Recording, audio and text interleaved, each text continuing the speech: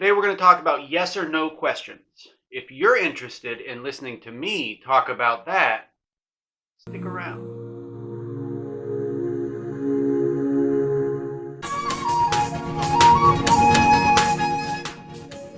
What's up? Today we're going to talk about yes or no questions. I am not going to tell you how to do them because, like I've said before, I just don't feel like enough of an expert. I haven't been doing this for 30 years. I can find the answers and I'm quite effective at it, but as far as telling other people how to do it, there's better people out there. And at least two of the ones that I'm going to talk about are Tibetan based, and I'm not a Banku, so I shouldn't be talking about it. I'd just be talking out of my ass. Also, I'd like to say that normally I wouldn't wear sleeveless shirts, but I was out mowing the lawn, and you ever just look at yourself and think, damn, bruh. Damn. I mean, I haven't been lifting weights or nothing. I just look fly as F. Anyway.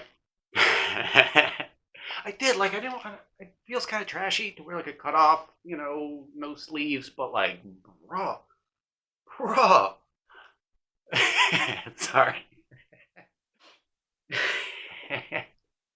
Yes or no questions. I got a couple of them that I'm going to go over just so that you guys have, you have options. Because when you hear about yes or no questions, typically people talk about tarot, how to get yes or no answers from the tarot. It works, but I don't know. I don't get that from the tarot. Tarot has a really good way of giving you the essence of a situation. It'll tell you the feels that are going around it. Whenever I throw tarot, playing cards are different. When I throw tarot, it gives me a emotional sense of the situation. It will tell me factually what's going on, what's going to happen, all that stuff. But it's a much more etheric vibe that I get off the tarot. Playing cards, not as much. That seems to be a lot more factual. But I don't personally do a lot of tarot and playing card anymore because I've gone so deep into the Tibetan stuff and it's so good that I kind of don't have any use for the tarot. I'm going to talk about three main types of yes or no divination. The first one I'm going to talk about is the pendulum, because that's the first divination that I've ever done, period. And it's definitely the first yes or no that I had ever done.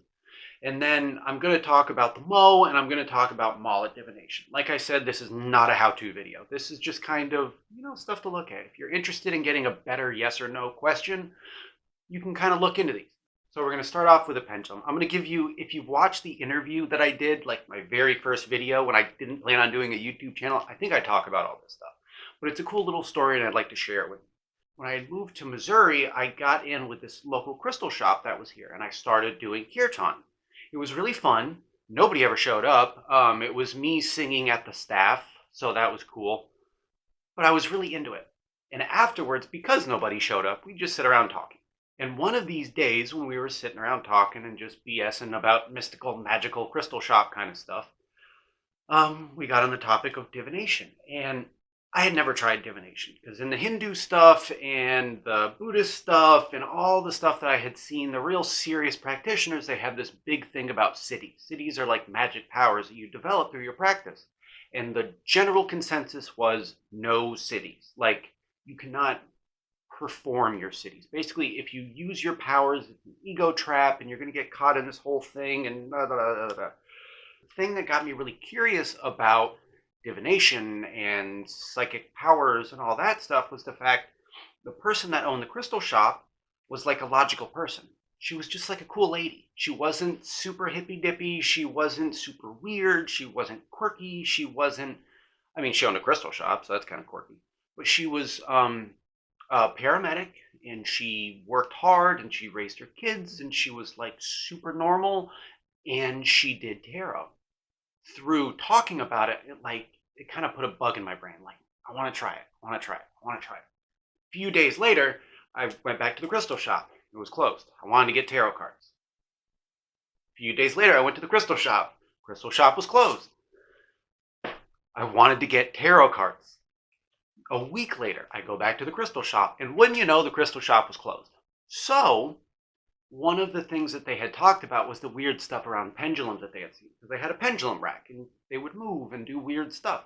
So I'm like, I think I can make a pendulum because most of theirs were crystal and I didn't know a whole bunch about them. But I've done a lot of jewelry making and I know how to encapsulate crystals in twine or cord. This is cotton cord wax. And so I made this little fella and we hit it off real big. First thing I did was I went over to a table and I went, "Is this table white?" It said yes.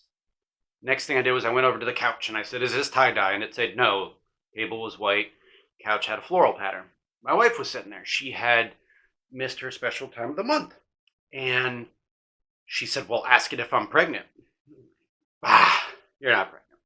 I did it over top of it because we've gone through this scare 100,000 times. Well, it said yes.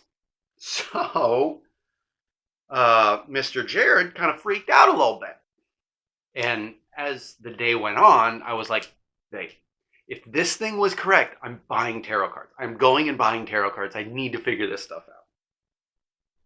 As you can tell from the fact that I now have a astrology YouTube channel and do divination and all that other stuff, it was correct. She was pregnant. And the story goes on. So it's a really neat thing because you don't have to learn a whole bunch. People will make big maps where they have like, yes, no, maybe, in between, he's cheating on you, like all different kinds of stuff on these big maps. I never got that far into it because I had no need for it. I instantly got into tarot. If I had a deeper question, I need to know more about it, I would ask the tarot. If I needed like little bits and bobs more, I would just go through. Is it this? Is it this? Is it this? Learned some really interesting stuff. Went back and I learned about the gods, learned about Jesus, learned about my life, learned about all kinds of stuff just from a simple yes or no tool like this. You can really find out a lot from one of these. Now I'm going to go into every Tibetan astrologer's best friend. As we do Tibetan astrology, it's not, there's interpretation that comes with it, as with Western astrology. You have all of these different bits and bobs, and you have to figure out how they all fit together, right? Our main tool is the Mo dice. The Mo dice. Manjushri's divination tool, right? That's Manjushri on the front of it, and it's the Mo dice. The Buddhists you have to have certain empowerments, and you have to be trained in a certain way, and you have to do all that. I don't know why they do that, because like in the book, there's instructions. You can buy these on Amazon. It's not real complicated. Now, in Tibetan Bond, we are constantly working with these different deities, which gives us a leg up. It makes them trust us more. We have a working relationship with them. So they're good to us.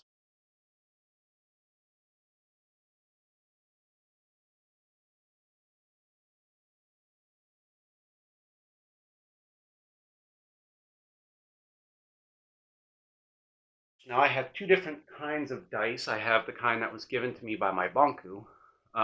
They have the Tibetan symbols. They're made out of wood. They're hand-painted. And then I have one that a fella in the Sangha did. This is typically the one that I do because it is extremely harsh, and the answers that are given are not pleasant at all.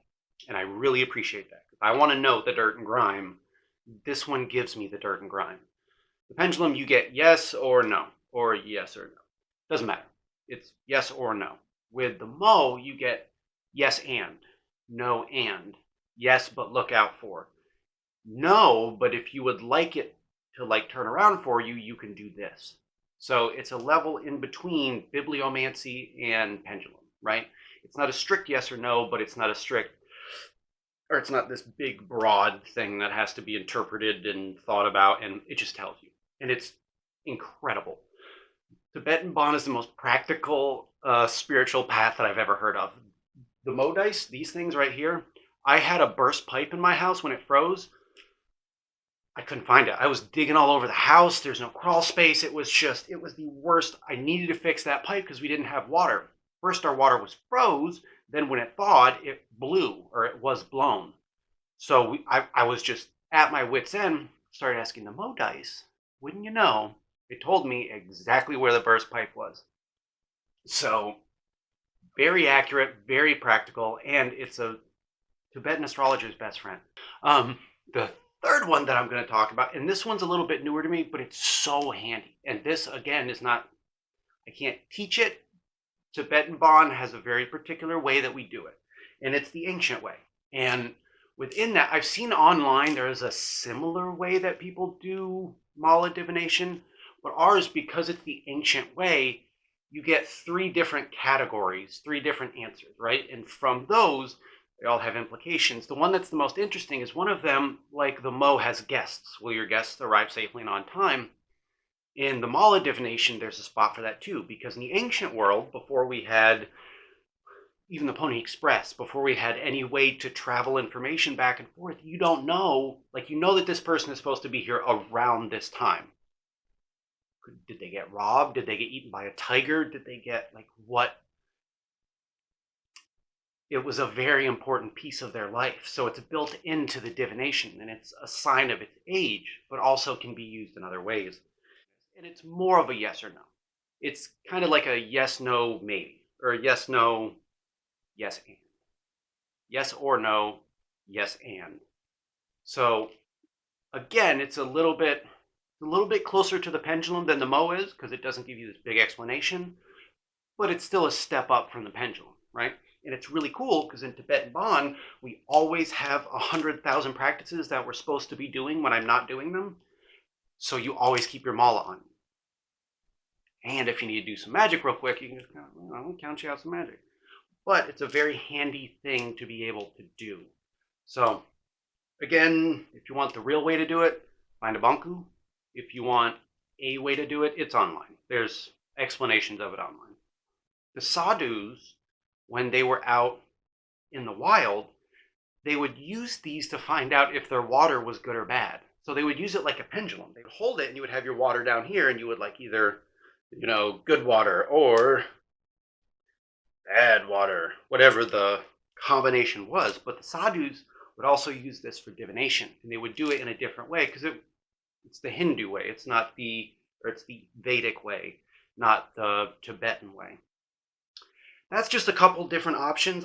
I really like the mala one here recently because it's just so simple and so easy.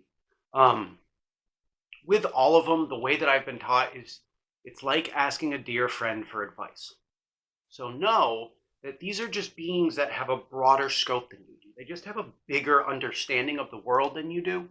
So from your little human spot. So use it like that. Anyway, have fun with that. Look it up. I mean, there's all kinds of resources for all this stuff. The Mo has instructions in it. If you're not doing strong spiritual practice, it's not going to be as helpful to you. It's not going to want to. The gods that we deal with want us to work towards enlightenment. So if you're not doing that, then they don't really care as much. Like, if you just want to fuck off, they're going to let you fuck off. So keep that in mind, but have fun. I hope this was interesting, fun, helpful. I hope you like how jacked I look in this shirt. If you guys would like to get some divination, I got your divination over here. I got some divination for you. I got some Tibetan astrology. I got talismans. I got all kinds of stuff. If you guys need to change something in your life, if you need to understand something in your life, or if you need to know what's coming, hit me up. I'd be glad to help you out. I'm on Instagram, at Bear.Of.Wands. I'm at Bear.Of.Wands, I think, actually. It's down there in the description. And Facebook, I think, is still Bear.Of.Wands Tarot and Tibetan Astrology.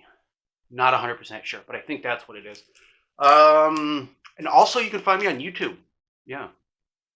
And the podcast. So, all right, guys. I love you. Say your mantra, take your vitamins, and stay grateful, y'all.